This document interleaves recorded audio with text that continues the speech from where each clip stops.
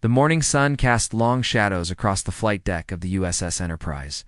As Lieutenant Commander Wade, Kluski adjusted his goggles and checked his instruments one final time.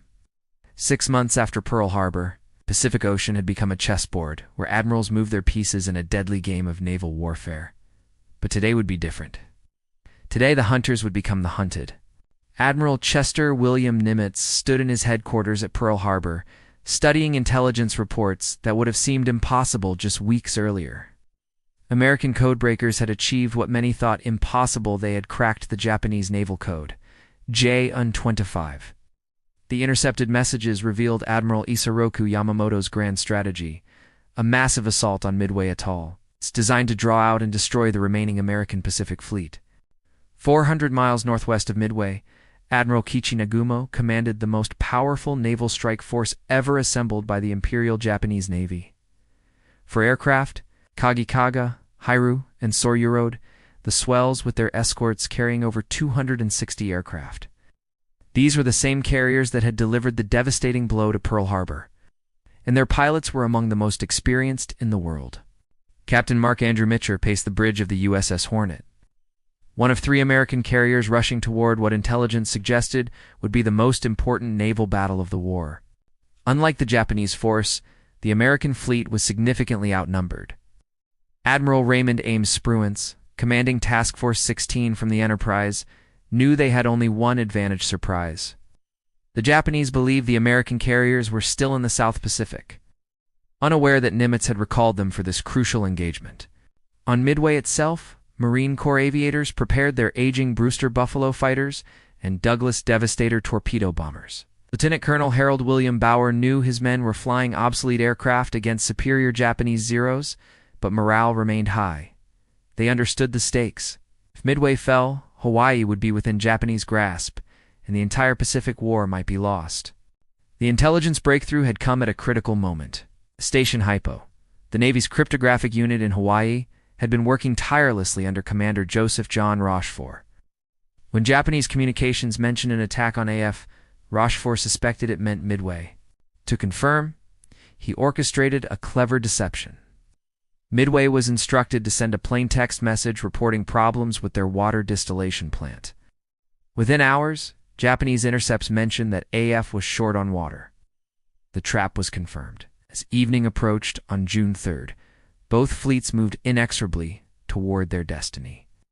Yamamoto's plan called for the carriers to soften Midway's defenses, while a separate invasion force prepared to land troops. What he didn't know was that American submarines were already in position, and 3 American carriers were approaching from the northeast, ready to spring Nimitz's counter-trap. The stage was set for a battle that would determine not just the outcome of the Pacific Campaign, but possibly the entire Second World War. In less than 24 hours, the skies above Midway would witness the largest carrier battle in naval history, where the fate of nations would be decided by the skill and courage of young aviators flying into the face of destiny.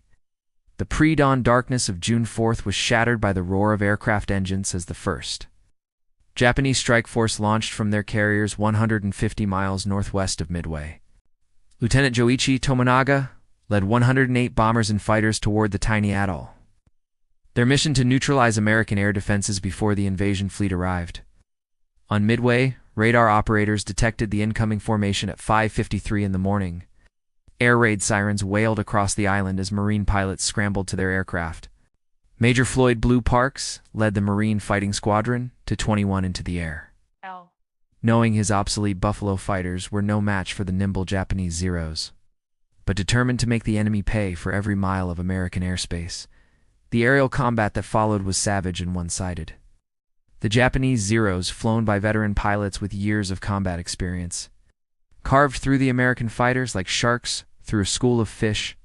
Within minutes, 15 of the 25 Marine fighters were shot down or badly damaged.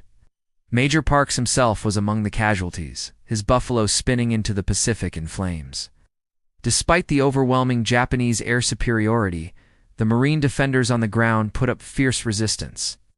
Anti-aircraft guns filled the sky with deadly bursts of flak, and several Japanese aircraft fell to the accurate fire of Marine gunners. Battery D of the 3rd Defense Battalion, commanded by Captain Robert Hommel, scored multiple hits on low-flying bombers with their 3-inch guns. Lieutenant Tomonaga's force succeeded in damaging installations on Midway, but the airfield remained operational. More critically, the Japanese pilot radioed back to Admiral Nagumo that a second strike would be necessary to fully neutralize the island's defenses. This message would prove to be one of the most fateful communications in naval history, as it set in motion a series of decisions that would seal the fate of the Japanese fleet. According to historical accounts documented in Walter Lord's comprehensive work, Incredible Victory, the timing of Tomonaga's message created a crucial dilemma for Admiral Nagumo. The Japanese admiral had held back a second wave of aircraft armed with torpedoes and armor-piercing bombs for use against American ships. Now, with the need for a second strike on Midway confirmed, he faced a terrible choice. At 7:15, Nagumo made his fateful decision. He ordered his crews to begin rearming the reserve aircraft with high-explosive bombs for use against land targets. This process would take over an hour, during which the Japanese carriers would be extremely vulnerable, their decks cluttered with fuel lines, ammunition, and aircraft in various stages of preparation. Meanwhile, American search planes from Midway had finally located the Japanese fleet. Lieutenant William Chase, in a Navy Catalina flying boat, was the first to spot the enemy carriers, sending the electrifying message. Enemy carriers bearing 3-0, distance 180 miles. The information was immediately relayed to the American task forces approaching from the northeast. Admiral Spruance, commanding from the Enterprise, made his own critical decision. Despite being still 200 miles from the Japanese fleet, the extreme range of his aircraft, he chose to launch immediately. The element of surprise was too valuable to waste, and he sensed that the enemy might be vulnerable. At 7 o'clock, the first American strike began launching from the Enterprise and Hornet. The opening moves of the battle had been played, and both sides had committed to their courses of action. The Japanese had succeeded in their first objective, but faced the prospect of being caught with their aircraft rearming. The Americans had achieved surprise, but were launching at extreme range with tired pilots and aging aircraft. The next few hours would determine which admiral had made the better gamble with the lives of his men and the fate of his nation. Lieutenant Commander John Charles Waldron adjusted his radio headset and looked back at the 14 Douglas Devastator torpedo bombers following him toward the Japanese fleet. As commander of Torpedo Squadron 8 from the USS Hornet, he knew he was leading his men on what would likely be a one-way mission. The obsolete Devastators, flying at barely 115 miles per hour just above the wave tops, would be sitting ducks for the nimble Japanese fighters. The American air groups had launched from 3 carriers Enterprise. Hornet and Yorktown, but coordination between the squadrons quickly broke down. Poor communication and navigation errors scattered the formations across the vast Pacific. Waldron, however, possessed an almost supernatural ability to locate enemy ships. Disregarding the planned flight path, he led his squadron directly toward where he instinctively knew the Japanese carriers would be. At 9:20 in the morning, Torpedo 8 spotted the 4 Japanese carriers arranged in a box formation. Surrounded by their protective screen of cruisers and destroyers, the sight that greeted Waldron was both magnificent and terrifying, the most powerful naval force in the Pacific. Bristling with anti-aircraft guns and covered by swarms of Zero fighters, without fighter escort and flying the most vulnerable attack profile possible, Waldron began his attack run against the carrier Soryu. The Japanese Combat Air Patrol reacted instantly. Commander Shigeru Yataya led his Zeros down like avenging angels, their machine guns and cannon ripping into the slow-moving American torpedo bombers. The water around the Devastators erupted with splashes from Japanese gunfire as the anti-aircraft barrage reached crescendo intensity. One by one, Waldron's aircraft fell from the sky. The squadron leader's own plane, riddled with bullets and streaming flames, crashed into the Pacific at 9:05. Within minutes, all 15 aircraft of Torpedo 8 had been shot down. Only Ensign George Henry Gay survived, floating in his life jacket among the debris, and watching the battle unfold from his unique vantage point in the water. The sacrifice of Torpedo 8 was followed by similar disasters for the other torpedo squadrons. Lieutenant Commander Eugene Esmond Lindsay led Torpedo 6 from the Enterprise into the same deadly gauntlet. Despite being mortally wounded early in the attack, Lindsay continued to press his attack until his aircraft finally crashed. Of the 14 devastators in his squadron, only 4 returned to the Enterprise, and none of their torpedoes found targets.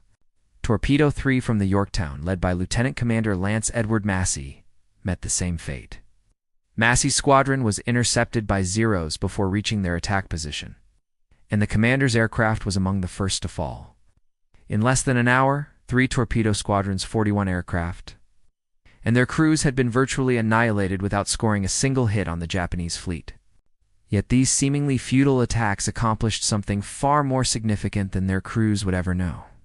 The Japanese Zeros, having descended to sea level to massacre the torpedo bombers, were caught out of position when the next wave of American attackers arrived. The carriers' decks remained cluttered with rearming aircraft, fuel lines, and ordnance as damage control crews struggled to clear the chaos left by the aborted second strike preparation. Admiral Nagumo's flagship Akagi had been a hive of activity since dawn. The confusion of rearming aircraft for the second Midway strike, then switching back to anti-ship weapons when American carriers were reported, had left all 4 carriers in a state of organized chaos. Fuel trucks moved between aircraft, ordnance carts carried bombs and torpedoes to waiting planes, and maintenance crews worked frantically to prepare the strike force that would, they hoped, destroy the American fleet once and for all.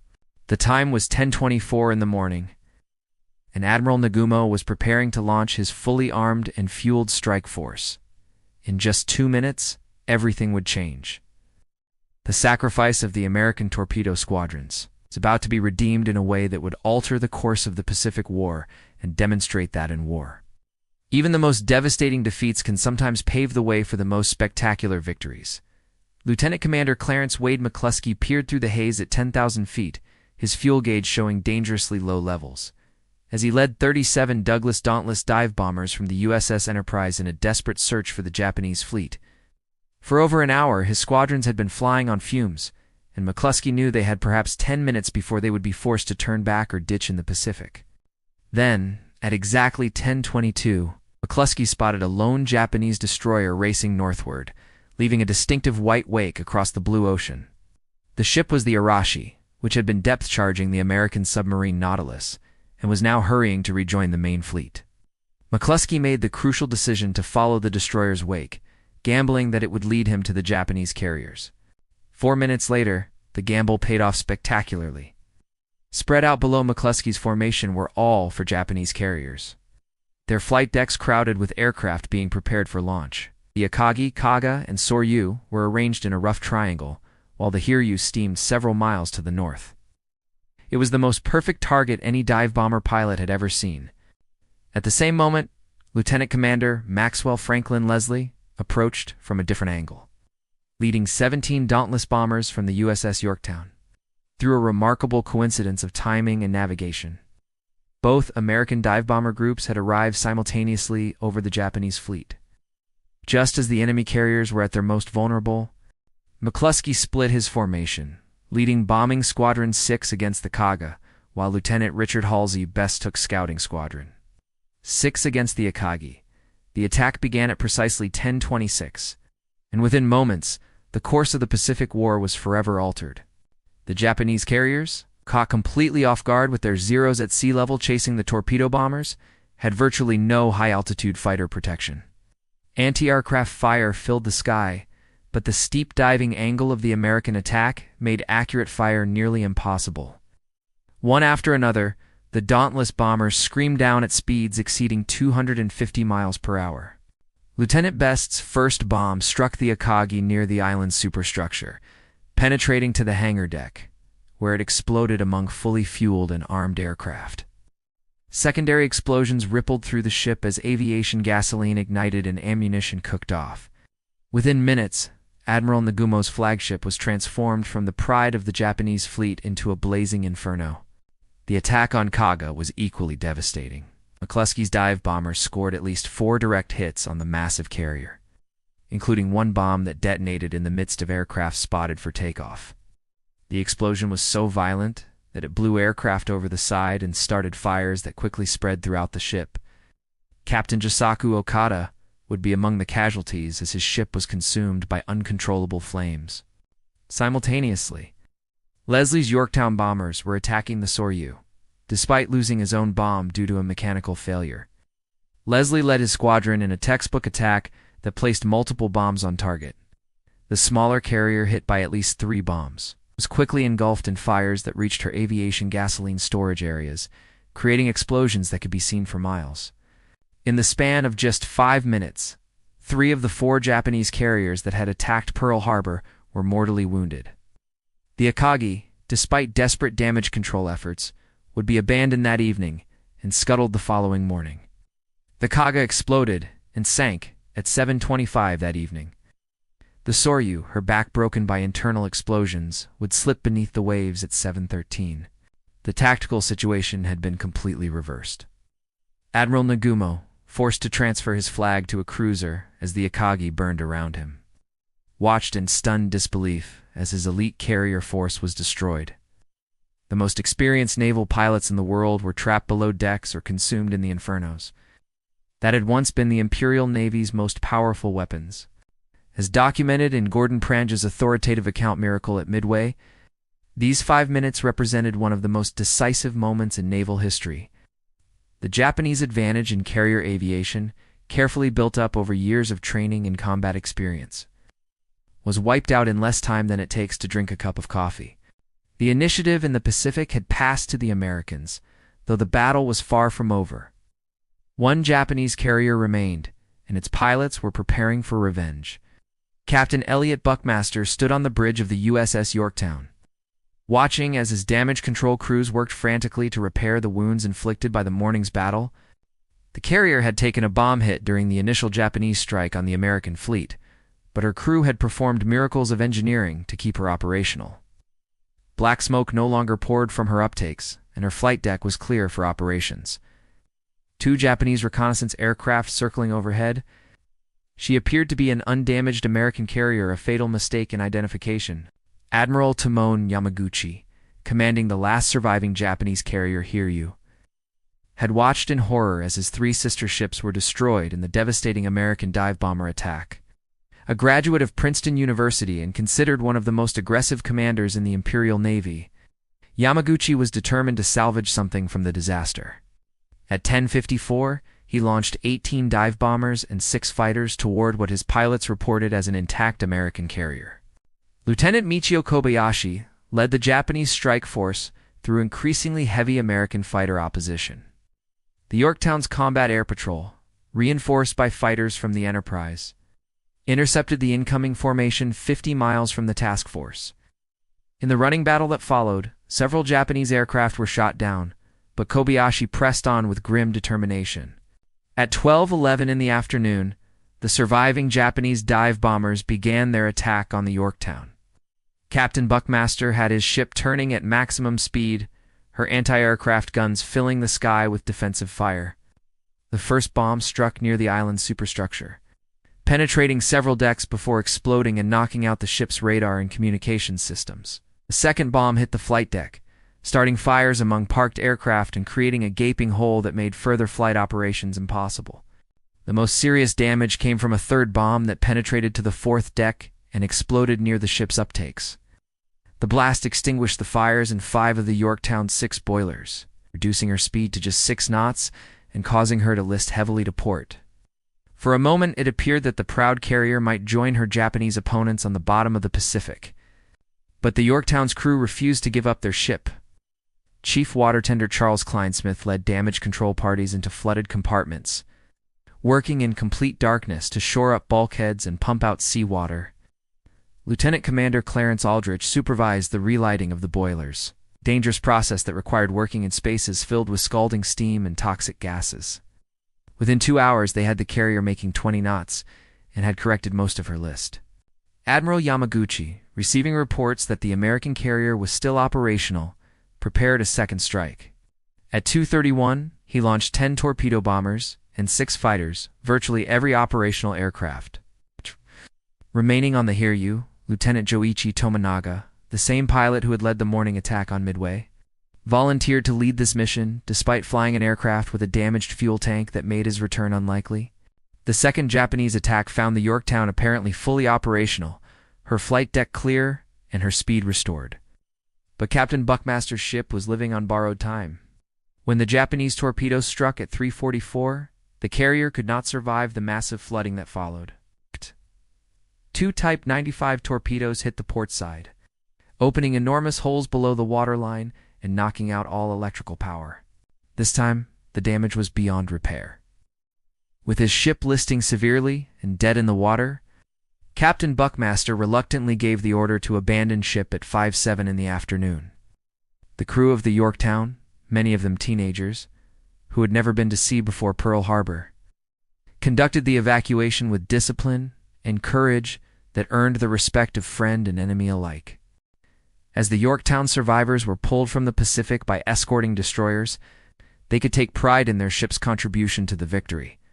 The carrier had launched the dive bombers that helped destroy the Japanese fleet, had absorbed two separate attacks that might otherwise have found the Enterprise or Hornet, and had fought with such courage that even Admiral Yamaguchi saluted their performance.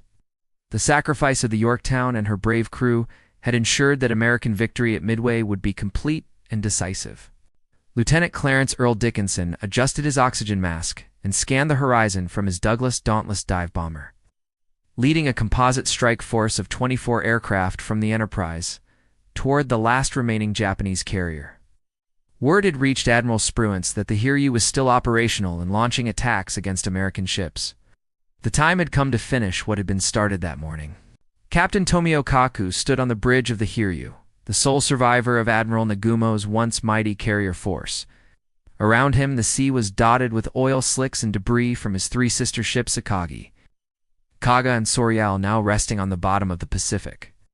The Hiryu herself bore the scars of battle. Her flight deck pocked with shrapnel holes and her air group reduced to a handful of operational aircraft. Admiral Yamaguchi, still commanding from the Hiryu's bridge, had sent every available pilot against the American fleet. His morning strike had damaged the Yorktown. His afternoon torpedo attack had left the American carrier dead in the water, but at what cost? Of the 41 aircraft that had departed the Hiryu during the day, only 5 had returned. The cream of Japanese naval aviation pilots with years of training and combat experience were gone forever. At 5:03 in the evening, a Japanese lookout spotted the incoming American formation. The Hiryu had only 60 fighters available for defense, pathetically small combat air patrol compared to the swarms that had protected the Japanese fleet that morning. Lieutenant Shigeru Mori led these fighters aloft, knowing that he and his pilots faced overwhelming odds, but determined to protect their ship to the last. The American formation split into 2 groups as they approached their target. Lieutenant Earl Gallagher led 13 dive bombers from Scouting Squadron 6, while Lieutenant Dickinson commanded 11 bombers from the Enterprise Air Group. Flying top cover were 12 Wildcat fighters from Fighting Squadron 6, ensuring that the few remaining Japanese fighters would be kept busy during the attack. The battle in the sky above the Hiryu was brief but vicious. Mori's Zeros fought with the desperation of men who knew their homeland's fate hung in the balance. 2 American dive bombers fell to their guns, but the Japanese fighters were simply overwhelmed by superior numbers. Within minutes, the protective screen around the Hiryu had been swept away. At 5:05, Gallagher's dive bombers began their attack from 14,000 feet. The Hiryu, trapped by her own turning radius, as she attempted evasive maneuvers, presented a perfect target to the experienced American pilots. The first bomb struck near the forward elevator, penetrating to the hangar deck where it exploded among stored aircraft and aviation fuel. Dickinson's section followed immediately behind, their bombs walking across the carrier's flight deck in a pattern of destruction. One bomb exploded directly on the bridge, killing many of the ship's senior officers and wounding Captain Kaku. Another penetrated to the engine room, where it started fires that would eventually consume the ship's power plant. Within minutes, the Hiryu was a mirror image of her destroyed sister ships, a floating inferno with fires raging out of control on multiple decks. Admiral Yamaguchi, standing amid the flames and carnage on his bridge, realized that his fleet no longer existed. The 4 carriers that had struck Pearl Harbor, that had swept across the Pacific in an apparently unstoppable advance, were all destroyed or dying. The end came quickly for the Hiryu. Her aviation gasoline storage tanks exploded at 6:38, lifting her flight deck and sending a pillar of flame and smoke thousands of feet into the evening sky. Captain Kaku, severely wounded but still at his post, gave the order to prepare for the ship's abandonment as fires spread beyond any hope of control.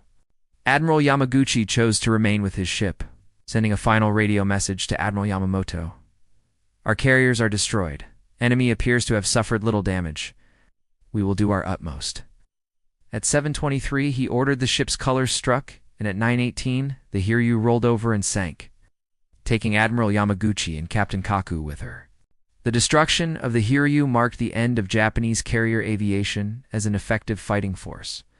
In one day, the Imperial Navy had lost 4 fleet carriers, over 250 aircraft, and most importantly, the irreplaceable pilots who had taken years to train. The balance of power in the Pacific had shifted decisively to the United States. Though the full implications of this victory would not become apparent for months to come, Admiral Isoroku Yamamoto stood in the operations room of his flagship Yamato, staring at the wireless messages that detailed the complete destruction of his carrier force.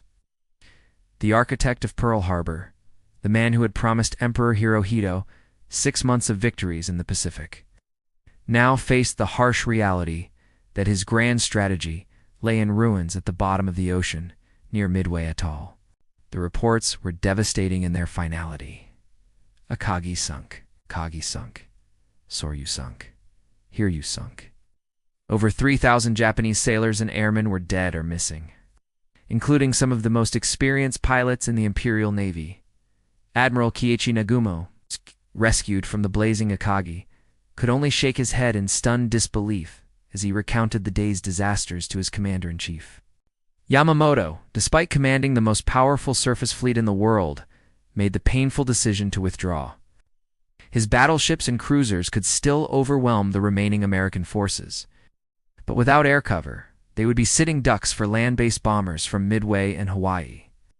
At 2:55 in the morning on June 5th, he issued the order that would echo through Japanese naval headquarters. The Midway operation is canceled. Meanwhile, Admiral Chester Nimitz was receiving his own reports at Pacific Fleet headquarters in Pearl Harbor.